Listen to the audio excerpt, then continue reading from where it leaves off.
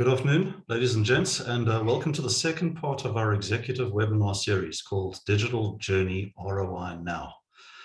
In our first part, we were joined by Standard Bank Shift to discuss digital onboarding, and today we're excited to be joined by Sanlam to talk about building customer loyalty and encouraging portal usage through brand-infused journeys. My name is Anthony Adler, and I am your host and admin for today. Thank you very much for joining us.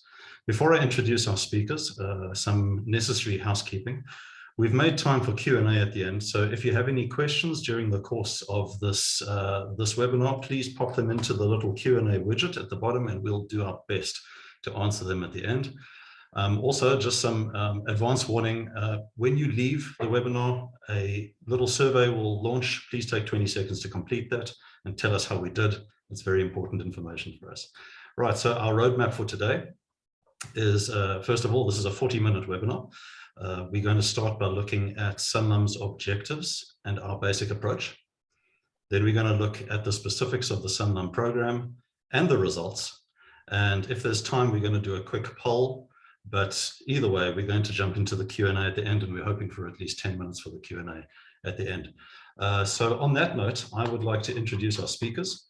I should say our far-flung panelists who are dialing in from all over the show today.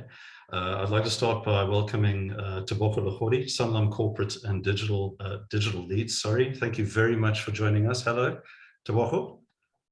Good afternoon. Good afternoon, everyone. Dialing in from somewhere in Europe, and dialing in from somewhere in London are Michael Renzon, co-founder and CEO at inQuba. Hi, Mike. Hi, everyone. Right, so I'm going to go quiet for a little while, and I'm going to hand over to our panelists for the next slide. Thank you, Anthony, and good afternoon, everyone again.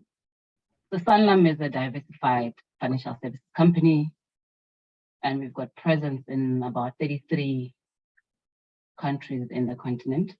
We are a purpose-led organization, and our efforts really is centered around helping our clients to live with confidence. So my name is Tebogo Legodi, and I'm head of digital for Sanlam Corporate. You're wondering, Sanlam Corporate? So Sanlam Corporate is a cluster within the Sanlam Group.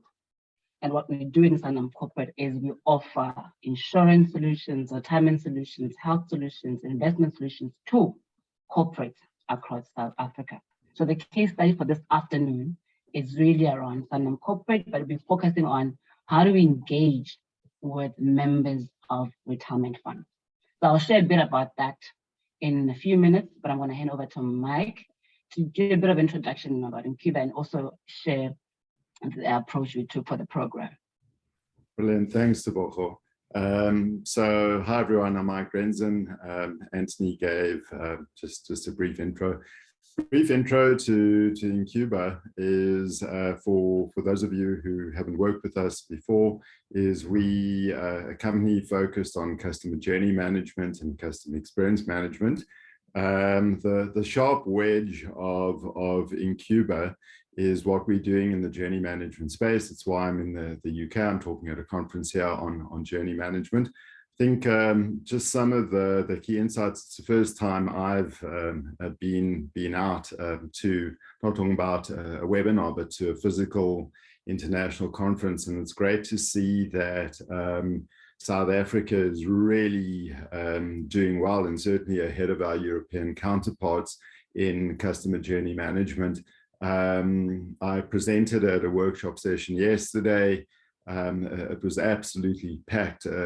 Companies are talking about customer journey management as the next evolution of CX, and an interesting positioning which I came across here from one of the presenters is that if you take a look at your operational metrics and your operational performance inside a company, that's really where traditional CX and NPS type of tools and capabilities and methodologies are playing a core role.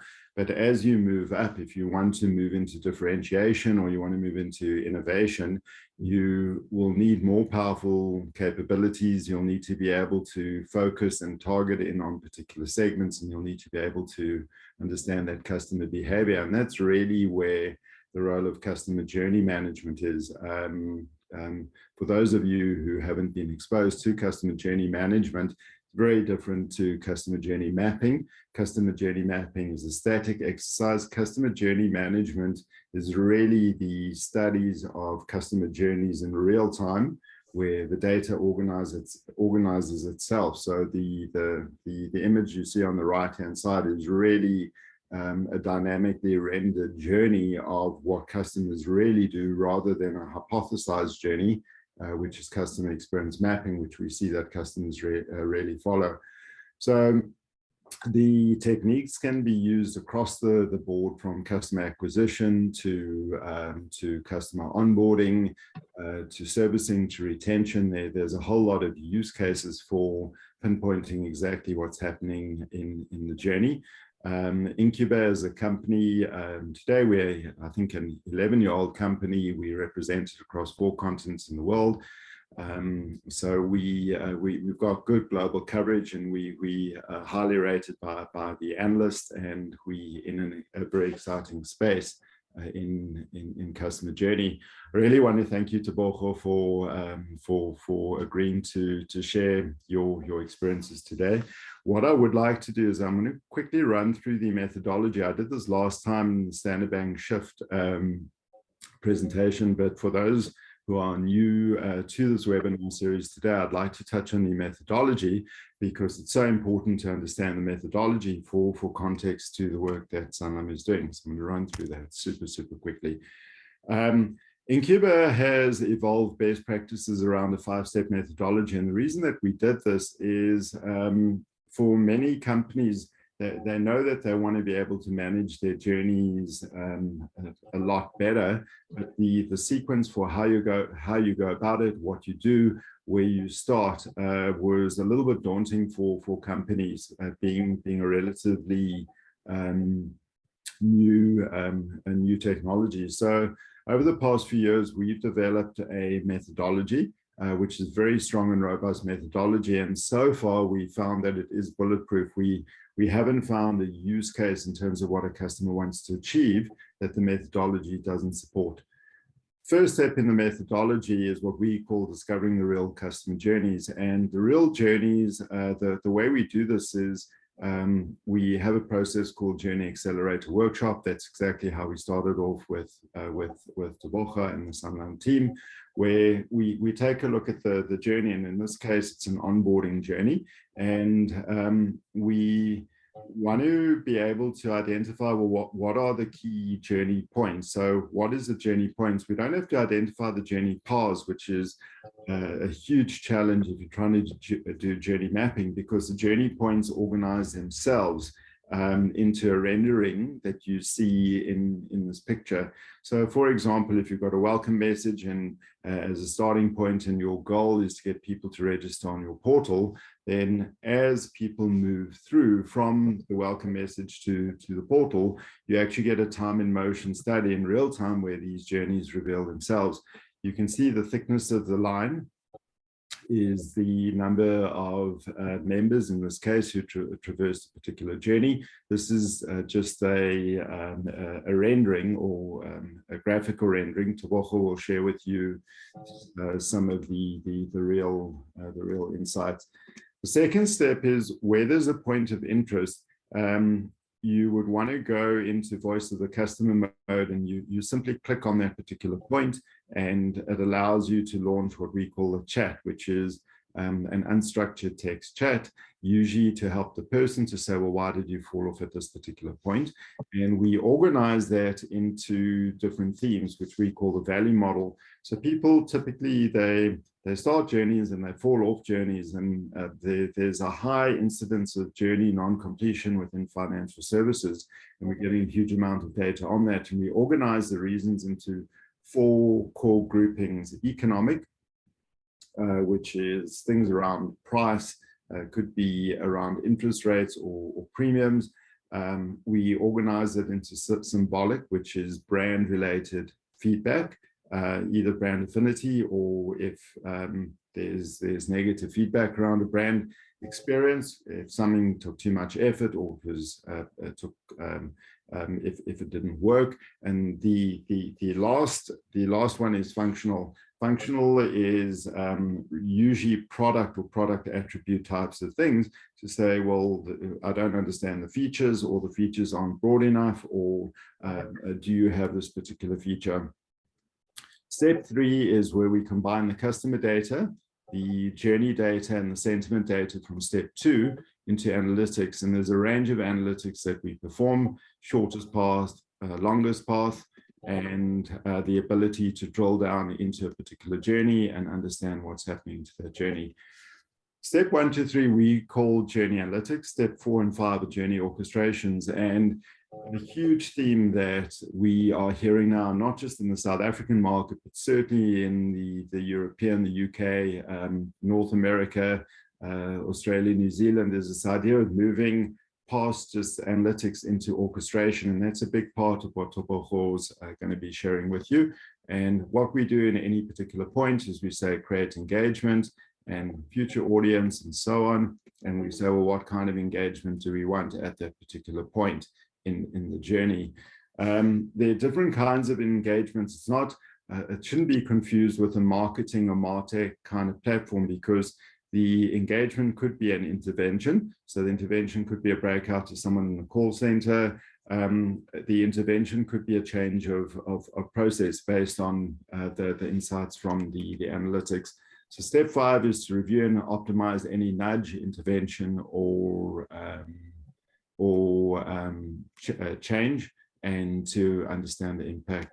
So with that, I'm going to hand back to Tebogo and to share her experiences with us. Thank you, Mike. Now that we understand the approach, just give a bit of context in terms of the world we operate in from Sanlam Corporate. So we work within the B2B2C model, whereby primary client is an employer, and then you joining as an employee to the employer, you just choosing what your employer has left. So the relationship is really with the employer with us. Yet on the other hand, we want to then have a relationship with you as an employer.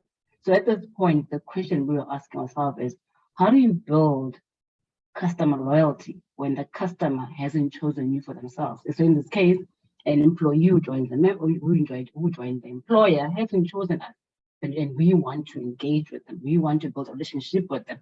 So there are two ways of the reason why we want to do this. On the first part is from our side as Sanlam.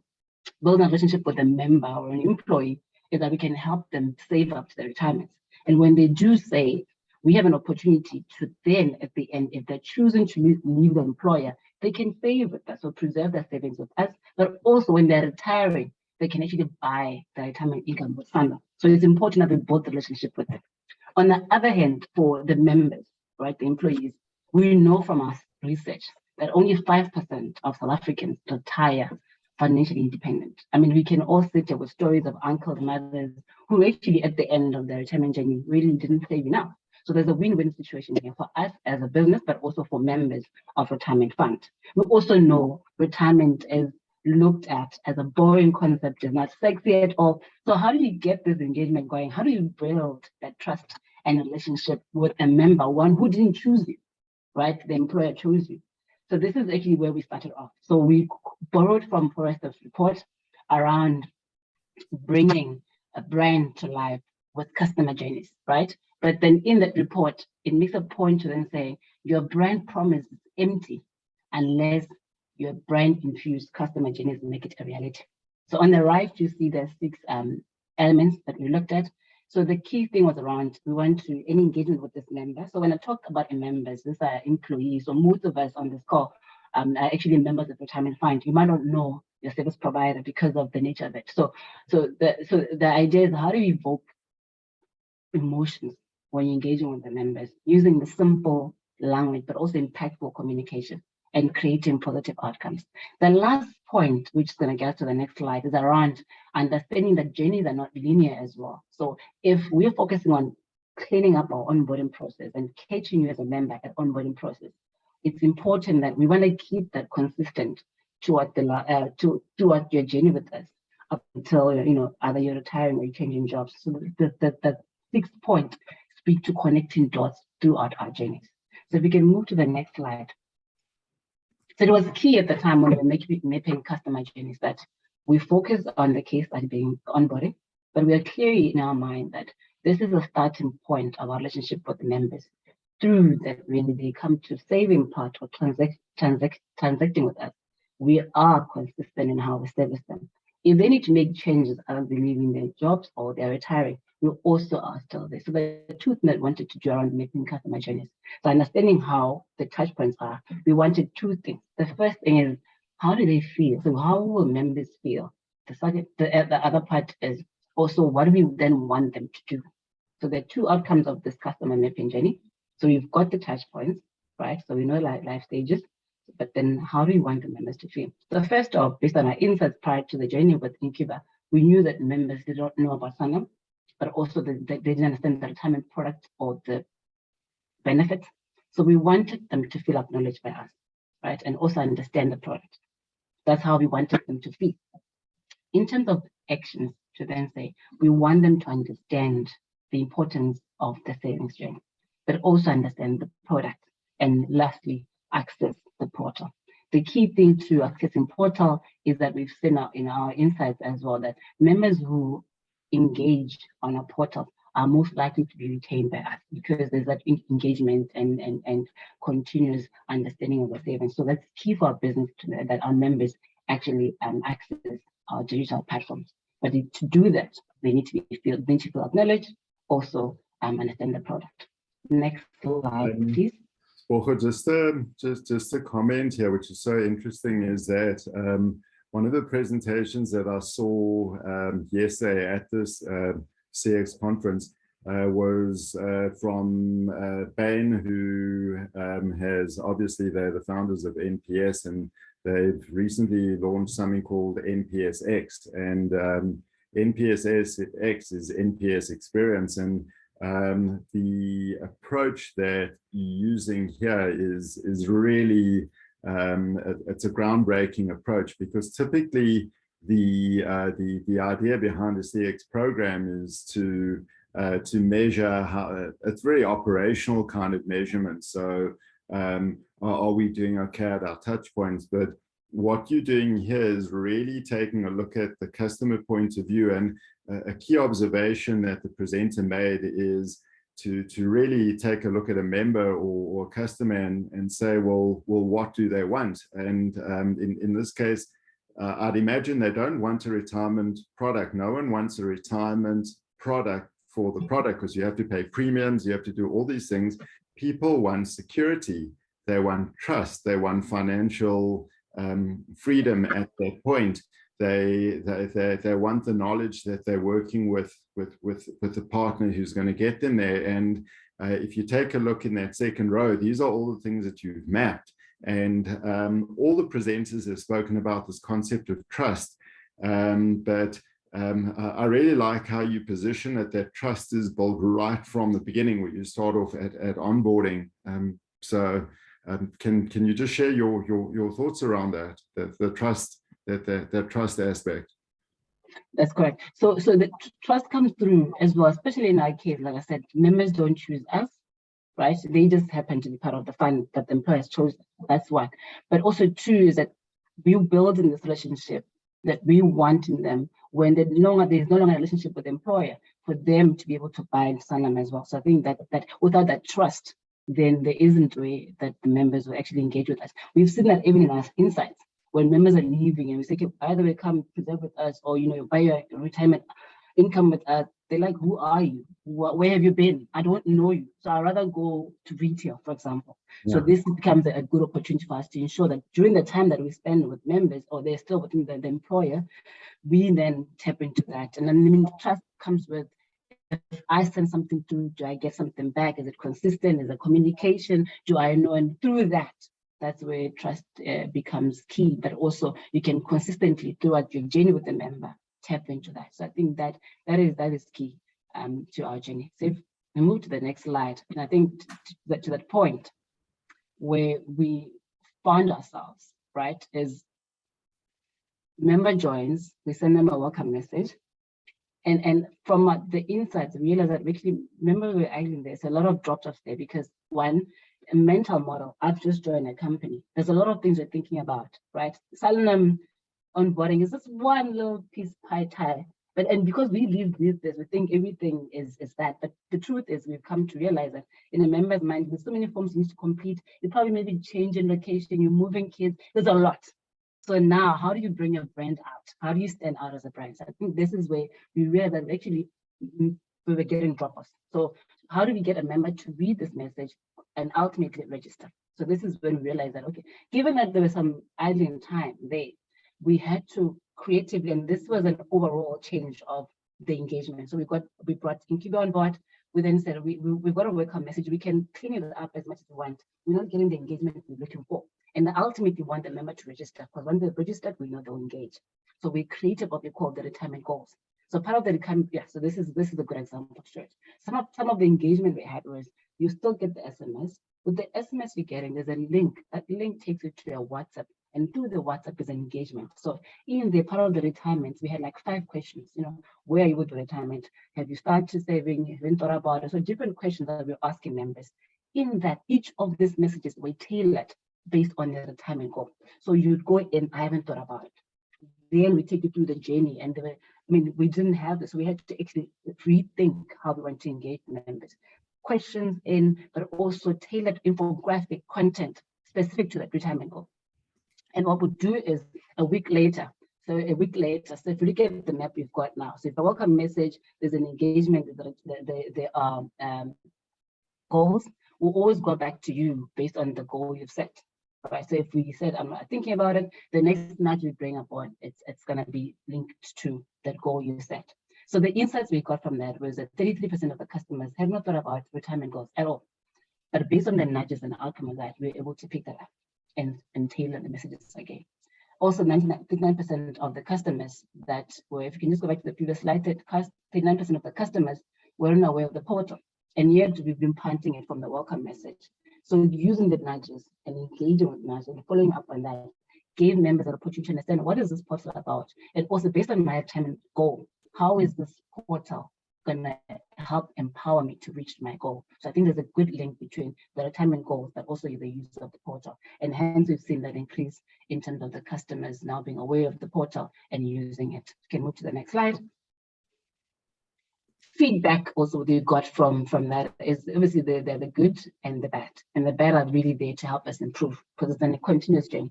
So from a brand perspective and being able to start getting closer to the members and engaging with them, there was a good feedback around brand being trusted, but also happy with the experience that they've received, because throughout the journey from onboarding, we were there and we're helping it.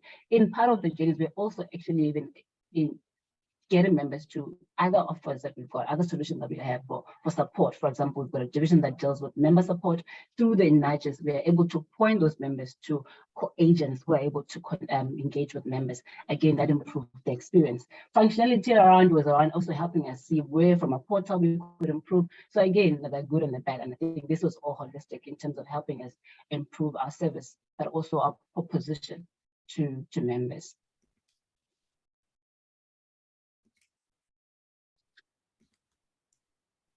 So overall, we've been running this for almost a year now. So we started with the pilot, and we've seen over 10,000 members just through the process. In terms of the pilot, so the pilot ran the pilot for 6 weeks. So in terms of the pilot, we've seen that 46% of the members who responded to the nudges went on to register. So this is part of the 10,000 of members today. So 46% of the members that we nudged went on to register, which is what the goal wanted. The next point speaks to the pilot that we did during the first 6 weeks.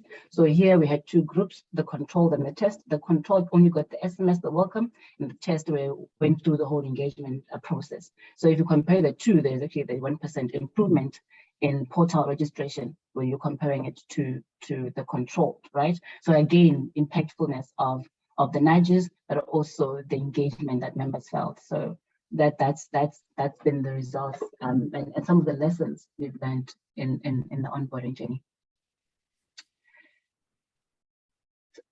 What I appreciated about the process, it's that it's not a once-off thing you do and then you hope and pray something happens. So throughout the first 6 weeks of going live with the POC, we had weekly sessions, and we're looking at each of the journeys. We're looking at where members were idling. We're looking at the follow-ups. And one of the things we learned earlier on was around personalizing the messages, right? So the messages from even including an employer name in it. As I mentioned, mental model of a new member joining, there are a lot of things happening. So SMS could be missed, but as soon as we bring in the employer in, it created that awareness, and members were most likely opening that message and continue with the engagement. But also because now we've got goals. So if you haven't thought about retirement or you are catching up, and then the follow-up conversations are linking back to your retirement goal, that showed to be more powerful, because then people, where they say, okay, cool, this is going to help me. At the end of it all, if I'm saving or I'm catching up, how is this portal going to help me catch up on my savings? And again, that was a good link. And if someone's from financial services right now, I think it's maybe an industry thing. Sometimes we so much believe in the long PDFs and just send to members.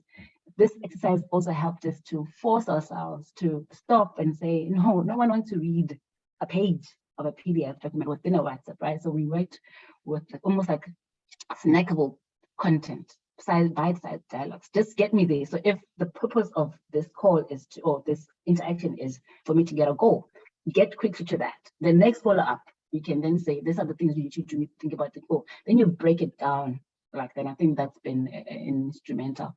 The last point is people are busy, right? So we also introduced incentives in there, and I think that helped to see pick up and more adoption in terms of the feedback at the end. So people can go on through the product knowledge, they do the setting goals, and then they're done. But as soon as they can give me feedback, how was this? Then they drop off. But introducing we had coffee and data vouchers, and that shows to work really well within that pilot.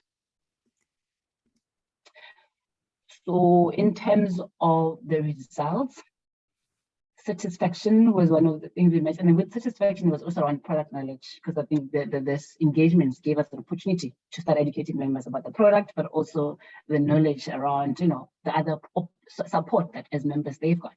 And overall, we saw an improvement of about 5% in customer satisfaction. Again, comparing those two groups, the control and the test. Also, the 33% that I spoke about that didn't consider retirement, now throughout when followed up, a third of those went on to register on the portal. So not only did they, say anything about it, but it helped, like with education, get them to now set a goal and now register. Now they can track their goals on the portal. On the other side, the 39% were not aware of the portal. And again, the SMS that said, welcome, register, why must I register? We saw that the majority of those that weren't aware of the portal actually went back and register on the portal, again, through use of nudges throughout. There are four key program results that we set out as well at the beginning. One of them was around the discovery journey, and I think Mike, you touched on this earlier on around, how do you ensure that you've got, what you're getting into, but have you mapped out, and can you pick up the idle, where members are idling or dropping off, and we did with the welcome message. I've already spoken about the effectiveness of nudges, right, and in changing the behavior. So 46% of the members who received either responded or registered on the portal. And then there's customer engagement, which is a key thing. Like I said, it's different to retail, right? Retail, you buying a product. In this case, you are we're not even buying a product. By virtue of being employed by X, you are now our client, right? So, but we want to get that engagement going. So we've enhanced that. And I think from our side, we've seen how we can tweak. And it's not a lot of, just little tweaks makes a big difference. And I think that improvement from 6% to 18% was really fantastic. And the last one is around the goal, okay? Because ultimately, like I said, we're a purpose-led business, and we want to help members retire well and live with confidence, as I mentioned in the beginning. So we saw that 1% improvement in portal registration, which, like I said, we know when members are adopting digital portal, it keeps the engagement going. So now if you've got a goal and you're logging on, it's easy to then say, with the next salary increase, if you're getting a bonus, to go back to the portal, and that helps. So I think ultimately this is a win-win for us as a business, but also for members. So that's the summary of the program. And I think we did very well in getting that. I mean, like I said, there were lessons and learnings, and we had to change our ways of actually truly building and bring our brands to members. Well, thank you so much. It's so even to kind of hear the playback. It's so wonderful to hear the experience shared from a customer's perspective, and you know the things that you're aiming on doing, and the way engagement is so key. I think one of the things that we're seeing, not just from the data around us, is companies don't fully understand the importance of engagement. They do, but to see the relationship between engagement, people responding to a nudge, which is like, oh, please reply to this particular text. Oh, you haven't done it. Here's a reminder. We really need to know your retirement goals, so that we can help you achieve your retirement objectives. Those small things lead to bigger things, and once people, we can see the relationship between an actively engaged customer base and portal engagement. And the portal is so imperative because it really, in my understanding, that's the landing zone for any kind of education, any kind of a management of the product that you have. And an educated customer and a more informed customer will always be a more trusting customer, and it's good to see this. I mean, also, if we're looking at like going forward, I mean, we started out with the onboarding, and I think that if that's done well, which is the next slide, Mike, if that's done well, it doesn't end there, right? It's a continuous refinement of a journey, and we are learning constantly. We're getting feedback, we're seeing the dropout. That's where it gives us an opportunity to go back and refine that. But there's onboarding, there's the time you're spending with members. So how do you ensure that this journey leads to others? And like I spoke about, the connecting the dots, that you provide a consistent brand voice, right? Especially at a member level, and understanding overall messages around why we're doing what we're doing. So I think those are some of the things that we now thinking about. How do we take this forward? And looking at even other journeys, right? There's onboarding, there's if you're changing jobs, how do we ensure that we are consistent in that? When you're retiring, how do we ensure that you're consistent in that? Absolutely. I think that consistency in building trust is imperative. I'm going to hand back to Anthony. Ant? Hi guys, thank you. That was a high value 30 minutes. I think shall we skip the poll and get straight into the Q&A? I think there's going to be more value in the Q&A than anything else. So I'm going to just make a call on that one. So questions that have reached us through various channels. First one from Maggie. Thanks, Maggie. You mentioned that journeys are not linear. We've also found that our customers are sometimes on multiple journeys at the same time. How do you handle this? Tebogo, do you want to take it? Yeah, so I think that, and that's the next phase of it as well, because then we've seen that with this program, we're able to tap into different touch points of a member. So this was just focusing on onboarding, but how do we know through if a member has been engaged through a support system, for example? So what we've learned is now we're building all the touch points around this onboarding as a continuation. So what we've gone live, I think in June, was a member goes through this journey. We then take that to our member support, who are going to help with the next phase of counseling in terms of what options they've got. So the counseling team are not going to call this member out of nowhere. They're calling with one they've built the retirement, they know the retirement goal. So they know the engagement that we've had with the member so far. And therefore it's a continuation of that. And I think what we strive when we're fighting, I guess, is having different touch points, not central, well, not speaking to each other, because then you end up not coming to members if you understand the members. If I'm taking time to give my retirement goals, I expect you with the engagements to always have context around where I've been and how you've engaged. And I think some of the things that we're going to do is how do we centralize that information so that all other touch points can speak to it. So I think that's a good question, also an important and a critical part. Such a core theme that's being spoken about. I'm just relaying this particular conference because it's the first time I've been out to the real live world post-COVID, and many of the other delegates here. But such a core theme being spoken about is single view of customer, not from a CRM perspective, but from an engagement perspective. And that engagement, as per the question, a customer can be on multiple journeys. They may be going through the retirement of a particular product. It may not be going smoothly. They may have complained about that particular journey. And then the marketing team is trying to send out communications to move them potentially into an independent product or set of products without this kind of knowledge. So that single view of being able to establish context is such a critical theme in high impact customer experience management. Great, thanks guys. An anonymous question. Very interesting process. What would you have done differently if you had to start from scratch based on your learnings? Okay, so I can limit, and I suppose we wanted it all, right? But I would say be clear around the objectives. So we were measuring product knowledge. We were measuring, obviously wanted to increase portal registration.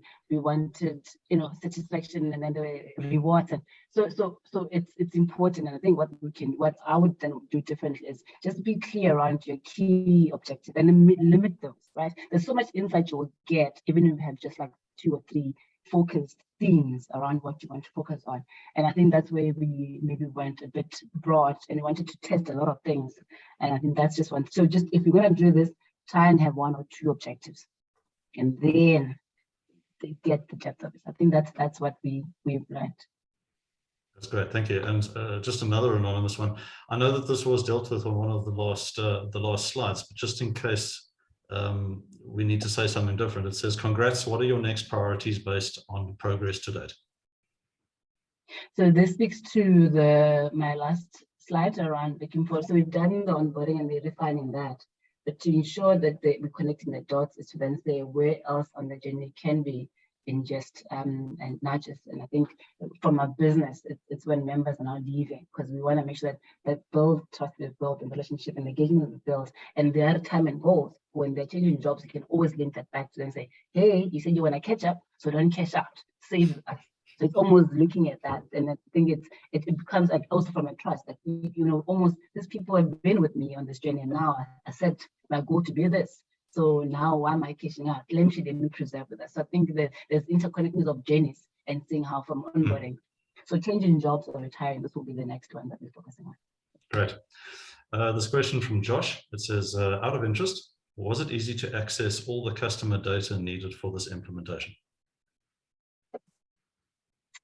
And I was thinking also around a popular question will come out. But yes, so when a member joins, so from onboarding, we've got the contact details, what we need, and everything else around the employer, who the employer is, and the context of that. So it's really that we were able to get that, and then also from Papia, if someone's going to ask that, because we're not selling. So this is a very ad solution. We're able to get over that as well, saying we're not promoting or selling anything to a member. It's part of the solution. So from a contact details and information, personal information member, we're able to take those. A question, sorry, we've probably got time for 1 or 2 more. Have you been able to monetize the journeys? And is there an indicator of ROI? So yes. And this is the phase I was talking about that went live in June, July. So this is where we've gotten the engagement. So and we've got your retirement goal. For example, we've taken those leads to our division that we call the individual member support, where they're calling you to be able to preserve. So if you're coming in, you may probably be saving and you've been engaged and now you are in it and you may be interested in sort of saving. We are able to see how many of those members through the engagement are now open to preserving the previous savings with us, and there is a number that we track. So yes, we know now that there is a value add from the engagement. So it's not cold. but also members know why it's important to preserve their previous savings with us. And I think that's been one of the case studies that we've got post the counseling that happens with the member support. Yeah. So there's definitely, and I think that's also important. I don't think at the time when we did the POC, there was a target or a number we had in mind, but I think post that, in terms of just the engagement and the importance of it, we can now say as a business, we've seen some savings from that. That's great. Last one, guys. Something from Oliver. Thanks, Oliver. We use Microsoft Dynamics for CRM and leads management. Does your solution integrate? Probably for you, Mike. I'm going to hand that to Mike. I'm going to give that to Mike. So inQuba is a global Microsoft partner, so we've actually got incredibly strong integration with Microsoft Azure and with the Dynamics environment. A little bit more technical, but if you are keen, we can go into this in a follow-on session. But we have several Microsoft Dynamics clients. We use Power Automate, so the integration's all done directly through drag and drop on Power Automate, and that does it pretty seamlessly and elegantly. So that's a short answer. Great, and just to extend on that, if you're using another CRM or another platform, we would be able to integrate into that as well, right? Absolutely. The whole premise of customer journey management, it's a data-driven solution. So inQuba has a CDP, or customer data platform, OEM'd into the solution. We've got deep integrations into Google Tag Manager, into Adobe. We've got API to API integration. So the whole focus of the product and the build is around making access to data as seamless as possible. That's brilliant. Thanks, Mike. We're going to land it there, guys. I first of all want to thank Tebogo. Thank you very much for your time today. We've really appreciated it. I think the value per minute of the last 40 minutes has been incredibly high. And then to our attendees, thank you for staying on for an extra 3 minutes, more 3 minutes more than what we promised. Just remember that you're going to see a short survey now. If you could take 20 seconds to complete that, it will really help us. Thank you for the comments and the questions. We've seen them, and enjoy the rest of your day. Thank you, everyone. Cheers. Thanks, Rocco.